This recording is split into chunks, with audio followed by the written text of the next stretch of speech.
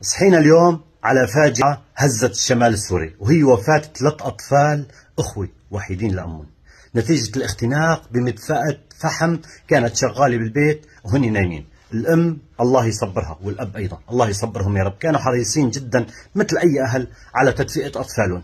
أول شيء بدي أقوله أعظم الله أجركم، دعواتنا لأهلهم بالصبر والسلوان إن شاء الله، الله يصبركم على مصيبتكم ويعودكم فسيح الجنان.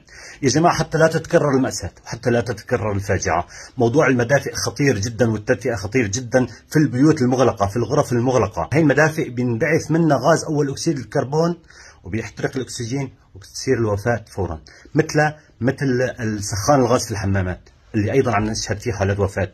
فيا جماعه هذا امر خطير جدا، وقت بدك تنام اقل شيء اترك النافذه مفتوحه، اطفئ المدفأة، اطفئ اي شيء شغال نار. الرسول عليه الصلاه والسلام قال لا تتركوا النار في بيوتكم حين تنامون، وقال عليه الصلاه والسلام ايضا ان هذه النار عدو لكم فاذا نمتم فاطفئوها. نتيجه الفقر عم تلجأ الناس لتدفئة بوسائل غير آمنة، سواء كان الفحم أو حرق المواد المستخدمة مثل البالي مثل البلاستيك مثل غيرها من المواد. هذا الأمر عم يسبب وفيات عم نشهدها في كل عام. الله يحفظكم جميعا يا رب.